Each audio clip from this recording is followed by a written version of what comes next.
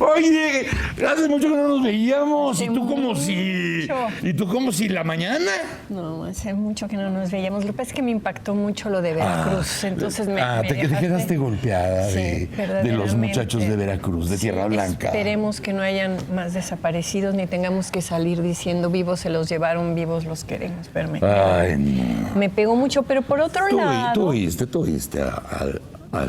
el tono del papá. Del papá. Sí, Y muy... Muy cuidadoso. Muy inteligente. Sí, muy inteligente. Porque solamente la gente que vive allá sabe lo que se pasa allá. Sí, no, entonces alguna cuestión que les parezca molesta puede ser muy cara a este tipo de barbajanes que nos hemos ido encontrando en el rumbo de esta administración allá en Veracruz. No nada más por decir Veracruz, en varios estados, pero estamos hablando de desaparecidos en Veracruz esta semana, ¿no? Sí, y la gente que vive en Veracruz dice, es mínimo lo que se conoce fuera de Veracruz porque realmente la situación es muy, muy, muy complicada, muy grave, verdaderamente de Pues peligro. ojalá y esto sirva para empezar a arreglar. Pero por otro lado vengo bien contenta, oigan. ¿Por qué? Estuve ayer en Mérida. Uy, Mérida, que es otra vez nuevamente ciudad de la cultura mundial. Bueno, pues... Fue la primera y ahora la volvieron a nombrar ciudad de la cultura. Pues en Mérida, hace un siglo, fue el primer congreso feminista en México, en 1916. Y desde el año pasado, un grupo de organizaciones civiles, APIS entre ellas, que fue quien me invitó, mira, está el programa que hicieron, ¿no? Y un grupo de académicas y un grupo de feministas formaron un comité conmemorativo del primer congreso feminista. Tenían la ilusión de hacerlo en el Teatro Peón, donde fue hace un siglo. ¿En el Peón Contreras? En el Peón Contreras. ¿No se pudo? No se pudo porque no sé si fue el gobierno del estado o el gobierno federal quisieron también hacer algo allí, pero ayer lo hicieron en un centro cultural que se llama Olimpo, bastante grande y muy bien acondicionado, con una ceremonia tan bonita. Mira, aquí están ese es el comité conmemorativo. Fueron todas las que trabajaron de manera voluntaria, gratuita y solidaria para armar el Congreso. Y traigo el programa del Congreso y no se la creen, ¿eh? ¡Mira! Ahí estoy, sí. Qué linda eres, Marta. Bueno, esa es Leticia Murúa, que linda fue la que y me hechicera, invitó. como el candor de una rosa. Sí, ahí está, mira nomás. Sí. Mira la pose ahí. Es que me exageran las fotos. Ay, Dios. Oye, pero dejen que les cuente, porque, digamos, hay toda una serie de ponencias. Va a haber una mesa, va a haber presentaciones de libros. Esto va a durar hasta el sábado, hasta el domingo, hasta el sábado, con un foro juvenil muy divertido. Pero va a haber muchas ponencias académicas sobre literatura y periodismo feminista, sobre salud y derechos de las mujeres, lucha por el sufragio e impacto del primer Congreso Feminista. Va a haber personajes femeninos de la Revolución Mexicana, violencia hacia las mujeres, lucha feminista y participación política de las mujeres trabajadoras y la política económica. Lucha feminista y participación política va a continuar. Finalmente, las mujeres en las universidades. Pero yo les quería platicar de la ponencia. Yucatán es orgullosamente mexicano. Es orgullosamente mexicano. Es otro país. Es la República Pero es otro país. Mira, esa foto es del Congreso. Mira nada más. Consiguieron ahorita en producción, Pati Vela consiguió las fotografías. De 1916. De hace un siglo, de hace 100 años. De hace 100 años, vean las fotos. Y fíjense, la doctora Piedad Peniche Rivero, que habló antes que yo, dio una conferencia sobre todo lo que habían sido los antecedentes y cómo se había organizado el Congreso y cuál había sido el papel del general Salvador Alvarado.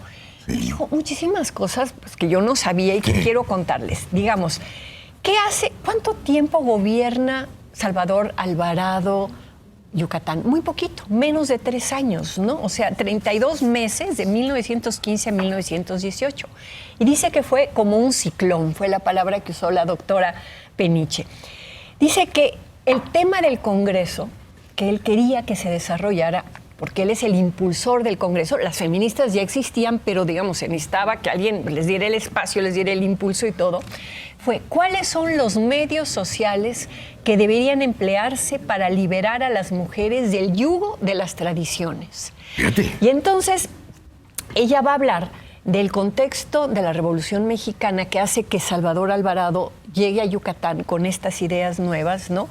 Y las cosas que hace. Dice que él llegó y desmanteló totalmente el sistema henequenero que estaba muy, muy controlado por unas cuantas personas, canceló las deudas de los que trabajaban allí, empezó a dar un impulso, que hubo un cambio en Yucatán. O sea, se metió con las castas. Se metió fuertísimo. En esos 32 meses, dice que hizo más de 700 leyes y decretos.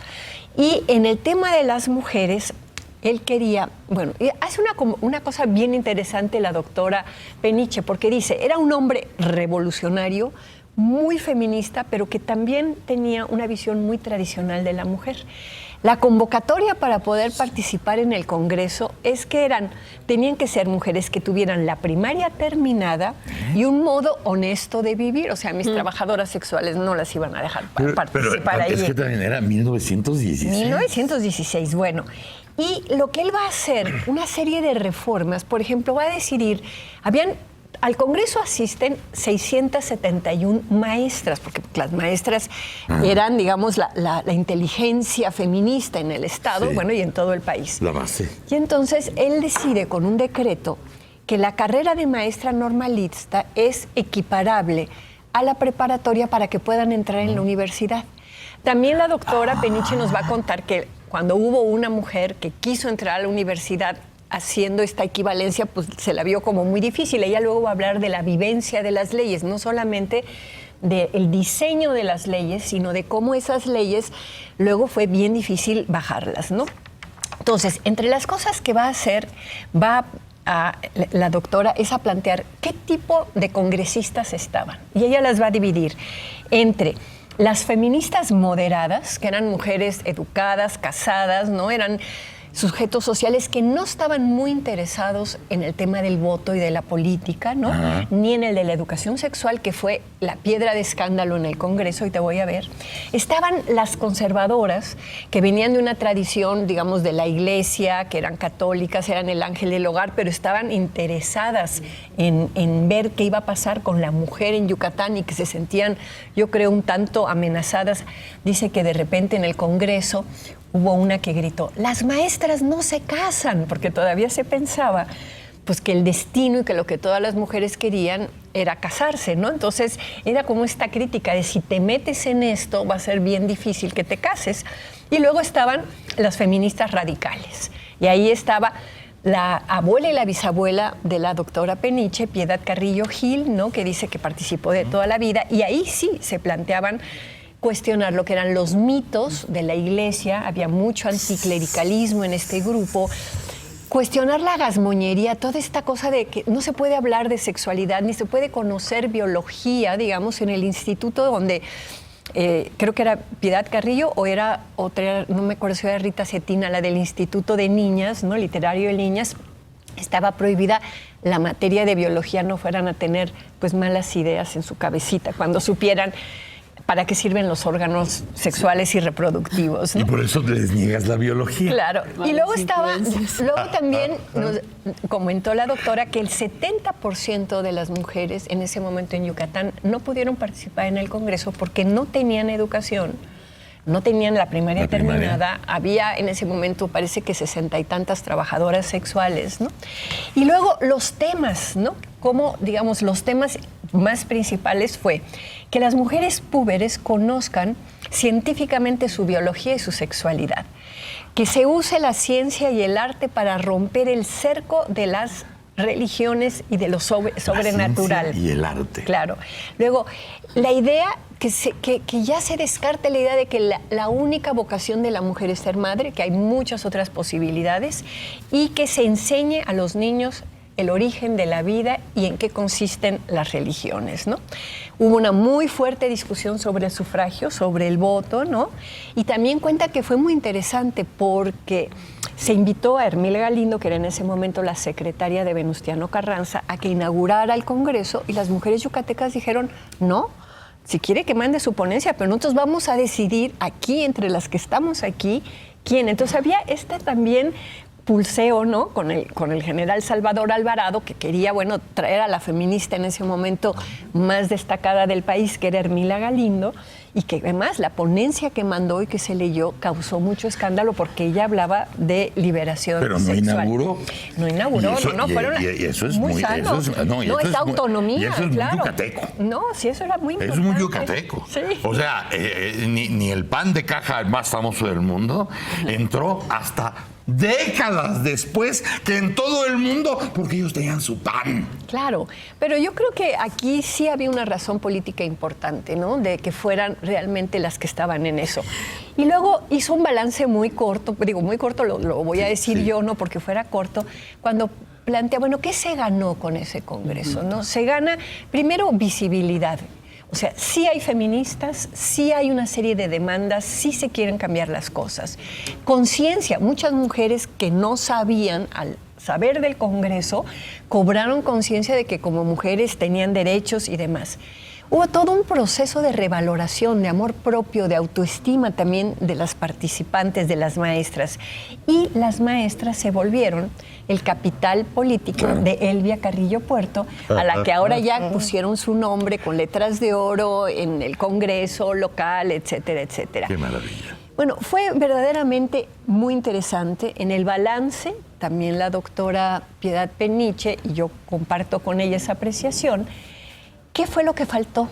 ¿Y qué es lo que falta 100 años después en nuestro país? Que se respeten los derechos sexuales y reproductivos y que las mujeres puedan decidir sobre su propio cuerpo. O sea, la demanda de las radicales de entonces sigue siendo la demanda hoy en todo el país, excepto en la Ciudad de México, que somos unas privilegiadas que tenemos nuestra interrupción legal del embarazo. Y ya no son ocurrencias porque hay 100 años de 100 años historia, de trabajo, de 100 claro. años de trabajo y 100 años de antecedente donde se hablaban ya de muchas cosas que en muchos lados hoy siguen siendo un mito. No, y padrísimo, realmente yo estuve de lo más contenta, de lo más emocionada. Pues tu mero mole. Es mi mero mole. Además, ¿sabes qué? A mí me gusta cuando desde la sociedad se hacen este tipo de cosas sin recursos, con puro trabajo voluntario, con mucha creatividad, ¿no? Con apoyo, mi boleto de avión lo pagó la universidad y doy las gracias, ¿no? O sea, todo ese tipo de cosas fue muy, muy emocionante. Entonces, bueno, quería contarles. Muy bien. Y hay, además, muchas publicaciones y de estas ponencias probablemente yo creo que la universidad va a elegir y eso. Y como estamos empezando el año, pues hay catolicada. Empecemos con una catolicada. Ya, lo que sí quiero volver a aclarar, porque ahí en Yucatán la gente me decía de la catolicada, yo no hago las catolicadas, es el grupo de católicas por el derecho a decidir, yo la traigo. Sí, porque me gusta. ¿Tú la presentaste? Yo la presento. ¿Tú la trajiste? Pero no la hago. No, sí, está bien. Lo que hay que aplaudir es el trabajo del grupo Católicas por el Derecho a Decidir, no aplaudirme a mí. Y por es eso. un grupo que Marta nos presentó a nosotros. Claro. Y un material que ella nos trajo aquí. Y que me parece a nosotros muy valioso. Nos encantó. Me parece muy valioso. Y decidimos todos que era algo que teníamos que tener en el programa. ¿Y esta catolicada de qué es? Es sobre lo que le está pasando a algunos adolescentes que no se dan cuenta de cómo las presiones para beber, para echar desmadre, eso pueden tener de repente un resultado complicado. Entonces, si quieres, vamos a regresar a nuestros rituales.